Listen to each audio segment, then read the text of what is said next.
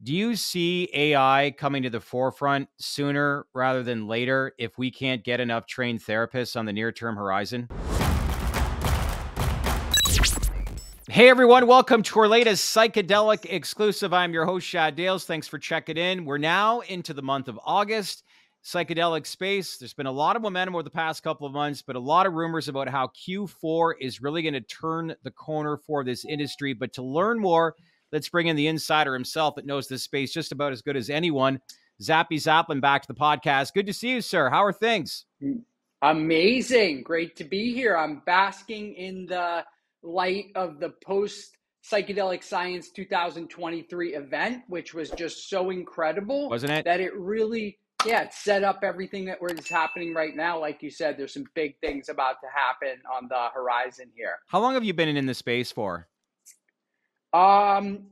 I started to really rant about this space in 2012. I Oh, really wow. started to get on people about this. And in 2015, I opened my first ketamine clinic.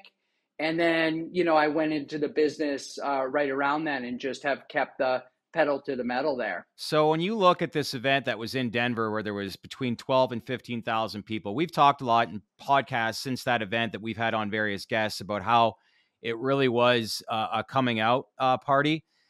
Did you feel that? Like, yes, there was a lot of people, but besides all the, I don't know if you want to call it the love of the industry and the 15,000 from a pure business standpoint, like, is this or was this a productive event to be a launching pad for the industry, in your opinion? Absolutely. I mean, what happened there was basically the scale of the event and the credibility of the scientists, to have Aaron Rodgers there, the governor of Colorado, the governor of Texas, Democrat, Republican. It was just so all encompassing that it emboldened everybody after. It normalized things. Yeah. The press came around and started to say, hey, this is science, this is medicine, this is a big, big situation. And so what I noticed is after the event was over, that's when people really got emboldened. So there were, Elon Musk came out after that and he said that he thinks that, first of all, he said that he uses ketamine for depression, but that he uses it from time to time and he thinks it's better than SSRIs for depression. Yeah. And so I don't think anybody would have said that unless they were worth $300 billion and they were just coming off of the psychedelic science event, feeling emboldened to be able to say, hey, this is real. Let's normalize this. Let's help people. And so that was a really big moment. And then you had a couple other things happen recently that I think are important, relevant in part to Elon Musk, but Elon Musk and Sam Altman, the founder of ChatGPT, both of them said publicly that they would make sure that in their large language models that psychedelic medicine would get a positive space within there and it would maintain a positive image. So I think that's, so big, just the fact that I don't even think people are talking about this, Shad, but the fact that psychedelic medicine is coming out at the same time as AI is really important. And I think it's basically going to help both of them to accelerate into the mainstream in a much more productive way. One of the big questions is that if MDMA does get approved, there needs to be a ton of psychedelic-assisted therapists that are trained. But there's also more and more announcements coming out about AI that's related, because do you see AI coming to the forefront sooner rather than later if we can't get enough trained therapists on the near-term horizon? Absolutely. I mean, these chat bots are incredible for triaging situations. And I think there may be levels on this where initially you're talking to a chat bot and it's giving you basic information. If something goes left or right, maybe you're having a tough time, something like that, that the AI could follow you through. And then at some point, if needed, it can send you to, somebody to guide you, somebody to do integration, somebody to do, any kind of hand holding that you need, maybe even physical. But I think, like we're all getting comfortable with using the AI, there's only a handful of situations that really happen with psychedelics that you need input on. And if you can get supported by the AI initially, and then it could escalate or de-escalate depending on what's happening, I think it's a really big deal because there's not going to be judgment from the AI. Yeah. Sometimes if you're being guided, you're a man and you're being guided by a female, vice versa. If you're a veteran and maybe you need somebody who, has an orientation like that, it's going to be able to treat you, in a way that's going to, make you feel comfortable in your own home when, alone, which is a way that a lot of people are doing psychedelic medicine, especially for mental health and peak performance. When we look at this event, like on paper, we've had, I think, 4 front page stories on the Wall Street Journal since the conference. MAPS' CEO was on MSNBC.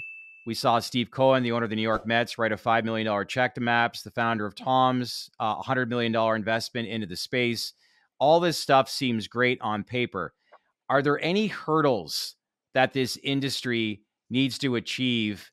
I still feel like we're making big progress, but there's still that hesitancy to like fully accept and embrace it in society. What would you say those hurdles are for the industry? Yeah, I think the science is in. Everybody understands this is very important medicine for mental health and addiction, and nothing else is going to do it like this. So the science is settled.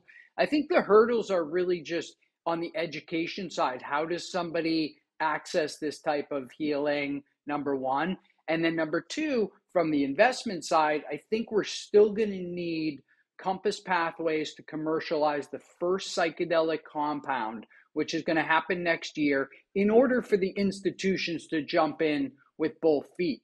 I think, very soon, could be any day, MAPS is going to come out with their most recent data from their research. It's supposed to be better than anybody expects. I mean, they already are talking about, 60+% of people who do MDMA with therapy no longer having PTSD anymore, not just the symptoms going away, but not having PTSD. So this is really big. I think when that announcement comes, it's going to continue to accelerate the opportunity.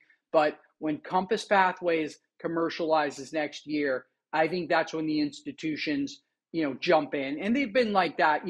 We've seen this with crypto. We've seen this with, other things. They wait on the sideline until it's something safe, some watershed moment happens, and then they jump in. Because, just think about how crypto came onto the scene. It was like negative, kind of positive. And then now you turn on CNBC, they have the Bitcoin price, the Ethereum price right on the screen. And I didn't see that before just a few months ago.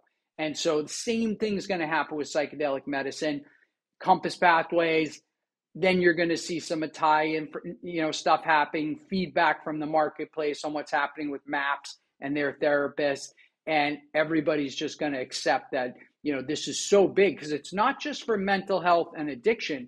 This is about peak performance. Yeah. A lot of people right now, whether they are, Silicon Valley executives, Wall Street people, they're doing these. And Shad, I held an event 2 weekends ago in Massachusetts for Harvard Medical School, Yale Medical School, Sloan Kettering doctors who are interested in entering the space.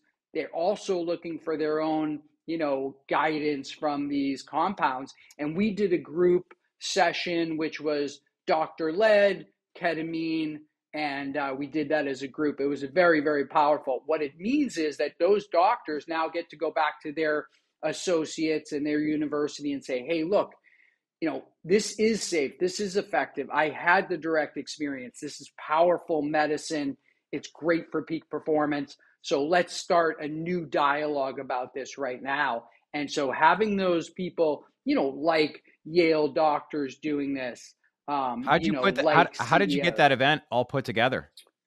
It was very organic. I agreed to do the event for some Harvard folks, and then when I was at Psychedelic Science, the Yale people came to me and said, "Hey, when's the next group session?" I said, "Well, we got one going in Boston. Maybe you want to join us."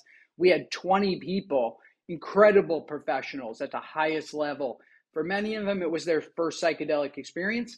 We got him cleared by the doctor for ketamine. There was a doctor present, so everybody felt super safe.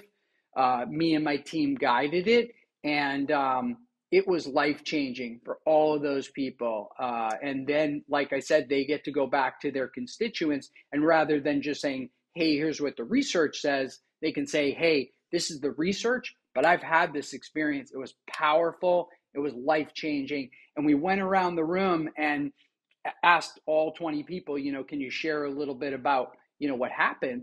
And some of these were just life-changing. They were, looking at something with their, somebody who passed away, looking at their career going forward, resolution of, long-term things that they've been working on, and a lot of peak performance ideas came out of it. And So where were these physicians from?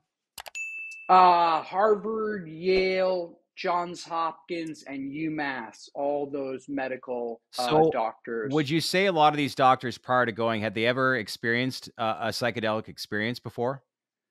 A few had, some of the folks that are, getting into the space and they're at the highest level, they had one. But I would say out of the 20 people that did it, probably, 15 of them had no psychedelic experience at all. This was their first. Yeah. Ketamine's a great way to start because it's FDA approved, it's very safe, it's effective, it only lasts, an hour. So if this had been some kind of a retreat where it had been mushrooms, LSD, something like that, you're talking about, 8, 12 hours, people going on their own tangents and things. But with the ketamine, it's so beautiful because it's so simple. And now I've got one coming up in New York City in September for a Wall Street group. Got one coming up Fascinating, in isn't it? Los Angeles, for a media group. It's amazing. And to get these doctors to have the direct experience, I think that's so important because, they're the ones that are going to lead their institutions and their colleagues to accept the science and, the safety immediately because they did it themselves. One of the panel events when I was there was when Peyton Nyquist spoke with Rick Doblin. Really good panel. And they asked how many doctors were in the crowd. I think 90% were. But this was a very controversial statement from Rick Doblin where he believed that a lot of therapists need to have psychedelic experiences. Do you agree with that? I do. I stand with him on that because it's really hard to, guide somebody in any way other than just, making sure they're safe if you don't have the experience yourself. Okay. And so if you have the experience, you're going to understand what they're going through. You're going to understand the language. When you help them to integrate it into their life, you're going to be really effective. And I think anybody who's being a guide, or in my case, a psychedelic concierge, and I'm starting to train people to be a psychedelic concierge, and I'm also insisting you have to have the experience with any compound that you're going to recommend because you can't really help people if you have it. And I'll just make the final point here is that if you are a guide or a psychedelic concierge and you've done, LSD and MDMA and psilocybin and 5-MeO-DMT, but you've never done ketamine, you're not going to be able to help somebody who's going through that journey and the integration because the language, the experience, it's completely different. So I think Rick is right here. We have to have people that try these. And I know that's one of the bottlenecks for MAPS so far with their training of psychedelic-assisted therapists in order to get those people to be able to watch a few sessions before they do it themselves. There's not that many taking place. So they've got to get these people into the room where their studies going. Because I would think the growth for getting enough therapists, that will delay things. How do you get people to, I guess, flip the switch? And I guess, is it all based on data? I think they have to have that direct experience, or at least watch that direct experience for the psychedelic assisted therapy that MAPS is asking people to do. There's so much happening right now. I mean, you've got Health and Human Services looking into this. I saw something the other day where they were asking in front of Congress, the head of the DEA, about rescheduling, descheduling psychedelic medicine. And even though they weren't, giving any very specific things, they were saying, well, look, Health and Human Services has gotten the mandate from the Biden administration that we need to have, protocols in place in the next 24 months. So that's what we're going to do. And that person who runs the DEA, they weren't willing to say right now, yes, this has incredible value and we're going to do it as fast as we can. That's what the Congress people were pushing. I But I know. think, to that point, we need a little bit of help here from the government. We got to get some breakthrough status here on psilocybin, MDMA, and allow people to access those in the same way that they're accessing ketamine right now off label. Because if you're a doctor and you've had a psilocybin microdose experience and you could help people to get on microdoses, you could literally save their lives. And that microdosing is probably one of the most powerful things that I realized coming out of psychedelic science. I met the Moms on Mushrooms group who are doing a lot of activity in Colorado and everywhere else. And I saw them and I spoke to them and I realized, wow, this is where it's really happening. Forget about the companies in the industry, forget about what's happening on, in the labs and things like that. What's happening on the ground is these mothers in middle America are getting access to psilocybin microdoses. They're taking them. They're having a great effect. It's benefiting them. It's lowering their PTSD, giving them energy, taking away trauma. And it's a very low dose. So the moms are feeling better. And then they're starting to give them to the other moms in the community. And it's spreading like wildfire through middle America. And so even if nothing happens with legislation or science, the moms who are microdosing are the most important people, because the moms make the medical decisions for their husbands, for the 100%. kids, the whole family. So if Yeah. we just target those moms with microdoses, that's all we have to do, Shad, and we could literally clear up this whole mental health addiction Well, situation in the next couple of years. one of the things I learned when I was in, and I've said this on a few podcasts from Dr. Jeannie Fontana that I learned at the psychedelic conference back in Denver.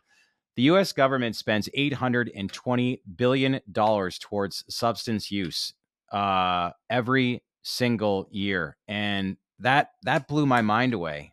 Peyton Nyquist was telling me too that I think the average cost for the U.S. government per U.S. citizen is close to $20,000 towards so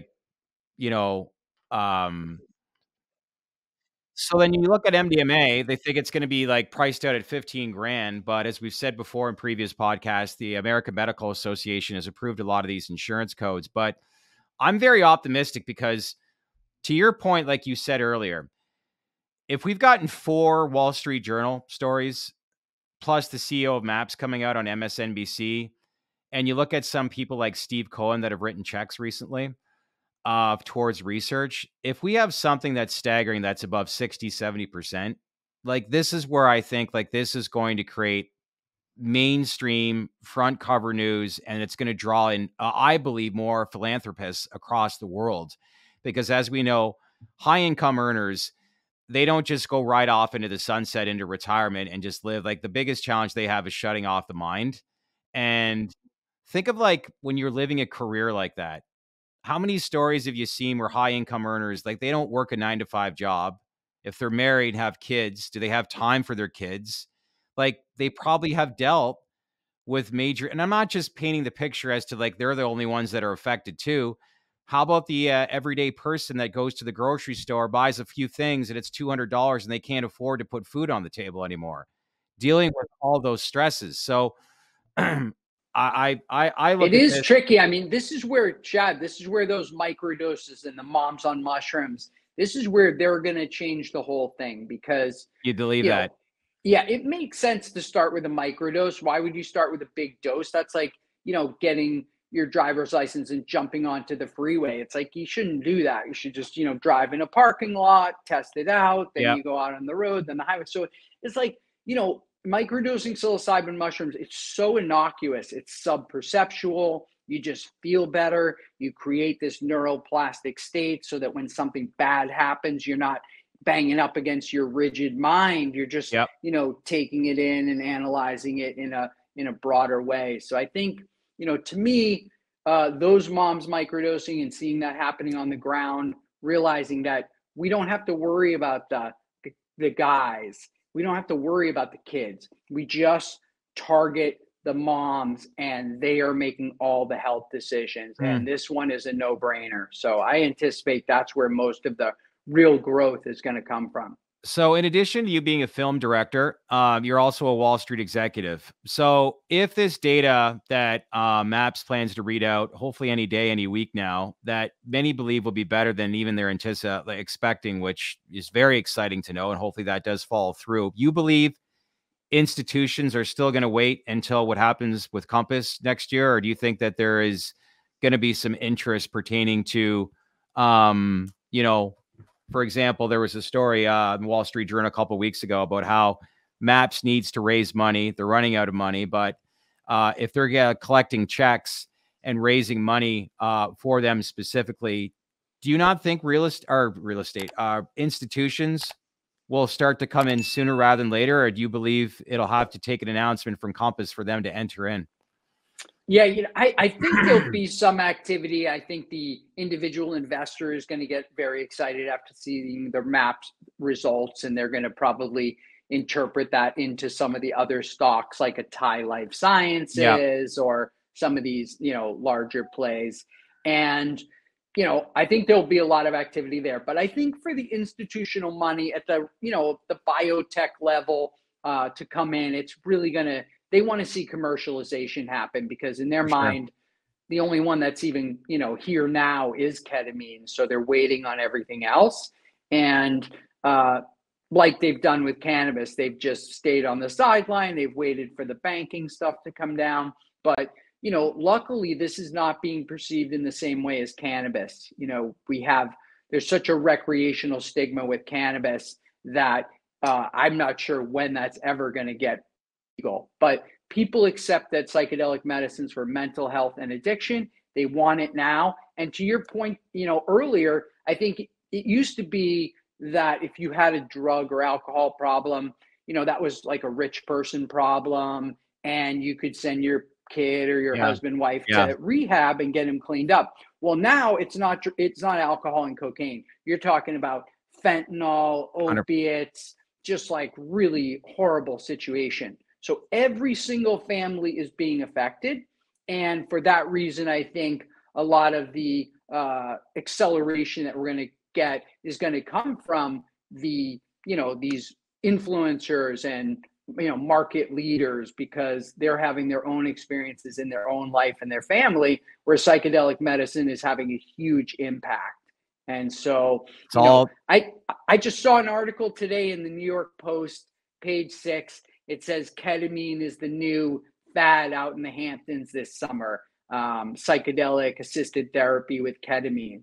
And that's like such a great story to see, as opposed to, some, I don't know, liposuction or some kind of plastic surgery thing that's the fad out there. If this is the fad, God bless, because people need this. I mean, to get, ketamine session, to, disconnect your default mode network in that way, and then to have more neuro growth when it metabolizes, everybody needs this. So even if you're out in the Hamptons sitting in your $20 million house, you could still be very depressed. Your family member could be going through something absolutely horrible that absolutely. money is not going to correct. Psychedelic medicine is going to solve it. I think the key, like we look at a lot of these different inventions that are happening within the industry. The first thing I think we focus on is just we look at these traditional compounds like the MDMAs of the world. And if we have obviously the compelling data from MAPS, I think that only segues into more and more opportunities for businesses like you've just mentioned. Because if we start to see incredible data, it goes mainstream, people become more open and receptive to it. And then there's more different avenues within the industry that'll create more opportunities as people start to change their lifestyles and habits and some of the recommendations. Because now I get it. Like, we have not really dived into the progress of mental health and different medications for 40 plus years. And clearly it's reached a tipping point. And I can't help but feel that if we have this strong data, a couple of years from now, there's going to be so many things that are going to be on the market. But the most important thing, and the great thing is that we'll be in a new chapter in the whole mental health landscape, which is so badly needed, which is, very exciting, right? Yeah, no, that's it. Because psychedelic medicine, what's great about it is you can come in suicidal, be triaged, let's say with ketamine, break that pattern. Then you could do some psilocybin microdosing. If you have an addiction, maybe it's, ibogaine you need or something else. And you can go from suicidal to being, okay and firm to being good to then using them for peak performance. So it's not just something like we've been talking about for PTSD and addiction. This is really the entire cycle of your life. You have a brain, you have, receptors, we found out not too long ago that you have an endocannabinoid system that cannabis affects. And so we're starting to learn a lot more about how these things work and the opportunity to use the psychedelic medicine to create neuroplastic state, which is very important right now in this world, to be in a neuroplastic state where when something does come at you that's negative, that you're able to just, maneuver, kind of judo along, not just Yeah. get hit and frozen. So it's the best time ever for medicine, psychedelic medicine. And I think, like you said, we're going to get big news out of MAPS. We're going to get the market is going to heat up a little bit, and then Compass is going to come in here and hit commercialization. And this is going to be the $1 trillion industry that it's supposed to be, because this is effective for, everything from migraines to pain to mental wellness Yeah. to peak performance. So we got the whole thing here, $1 trillion industry, and it's never been so close as it is right now. You've said this is like the pharma industry in the 1920s. I had another person come on and say this is like the internet back in the late 90s, and, I think there's no better way than to convince a too good to be true story with too good to be true data. Because at the end of the day, that's all that matters. And that's what's being done. And that's the reason why people from Congress are turning their heads. We had a lobbyist on last week in Washington, and they are showing veterans that are cured, not a 10% or 20% regression, like being cured. And Yeah. the key for them, I think, from what I gathered from this lobbyist, is that they're going to walk before they run. They don't want to get burned like they did with cannabis, because, yes, there are some medical benefits. I don't know if there's enough data related to cannabis, because it's turning into be more and more of a recreational play as far as the business model. And that's where I feel like the two industries are so completely different, because there's decades of data that actually backs up how people are obviously improving their lives. But Yeah. needless to Let me say, let me make let me make one yeah, yeah, statement about what you just said, is that, I say to people these days, it's not the most popular thing that I say. Doctors don't love this exactly, but the fact of the matter is doctors in general do not even know about nutrition, which could solve 80% of the problems they're dealing with. Why really would we think that they know about psychedelics? They don't. So let's not good listen point. to them. Let's listen to, Rick Doblin from MAPS, Matthew Johnson from Johns Hopkins, Robin Carhart from University of California, San Francisco. These people know and understand. I'm not going to listen to my local, internal medicine doctor. He just literally doesn't know. He's never been trained and he has no direct experience. So Yeah, the data's in. We just have to listen to the right people right now. And people have to accept that your doctor, if they don't know about nutrition, I don't know if you've seen this picture of the top four health ministers of the US, Canada, a couple European countries, but the picture, they're all over 300 pounds. These are the health ministers. So we got a scary situation, think and we about that. cannot rely on these doctors. We have to rely on industry experts who have been at this for a long time, who are doctors, scientists, researchers, and that for them, this is established science. It's a good point. Think about that. Health ministers that are 300 pounds. We're in a day now where people see through the bullshit and they say, what is common sense here? And, I will say, like last week, I never want anything bad to happen to anybody, but like when I'm looking at Mitch McConnell freeze at a podium, Dianne Feinstein doesn't even know how to say the word I when it comes, she's 90. And then a president who's like, this is our future. And the time has come where people see through it. And, you know, the baby boomer generation, I will say, like they want to work to the last day that they live, but that's not always a good case because there's, we've got to turn the page and embrace change. And I really do believe this industry is going to change so much of society. I really do believe that. I agree. And I think that, the cool thing about the politicians is that they're starting to come over too. If you I listen to know. the 2024 candidates talking, you've got everybody from, Joe Biden saying he's open to psychedelic medicine, to Robert Kennedy Jr. saying he would legalize it for medical purposes as soon as possible. Other people are saying they're open to it. So, yeah, I think like in the news cycle between the business, the politicians, and the moms who are out there, in their neighborhood having these experiences, we're going to look back a year from now, Shad, and this is going to be a whole different industry. It's going to be huge. Yeah, it's all Congress is still filled with a lot of people from the war on drugs era. And as new, younger, like AOC, she came in. I know that she's lover or hater.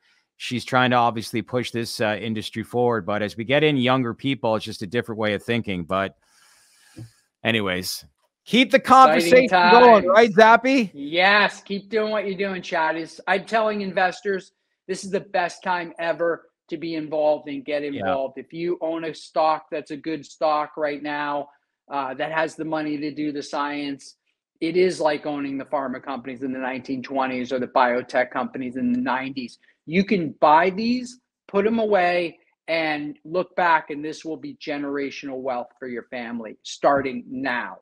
Leave a comment below. Do you agree with Zappy? We want to know if you think this is as big as the pharma industry in the 1920s. If so, why? Best comment. We'll bring it up on our next podcast with Zappy and go through it all. We appreciate the feedback. Zappy, as usual, stay cool. Well, you're always cool. A pleasure. Florida looks nice back there in the background. I'm sure it's hot down there right now.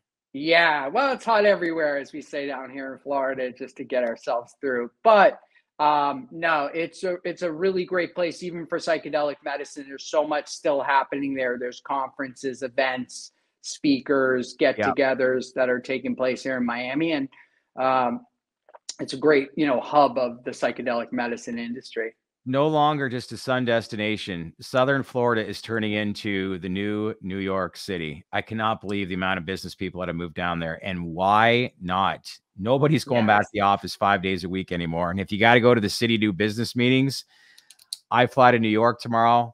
Check back. I'm out 48 hours later and, back to just working remotely. And if you got to go and do those business meetings in the city, it's like in and out. No longer having to take the subway. And that just seems so long ago now, does it not? Mm-hmm. Yes. New time. I know. The psychedelic era has begun. All right, brother. Keep in touch, okay? All right. Take it easy. Peace. Thanks, Zappy. So what'd you all think of the interview? Did you like what we recorded with our guests? Then leave a comment below and let us know what you thought of it. And if there's any more questions you want us to ask, as usual, share this video with your network. Click on that bell for all notifications. And most importantly, subscribe to our channel because we would not be here without you. Thanks for watching, everyone.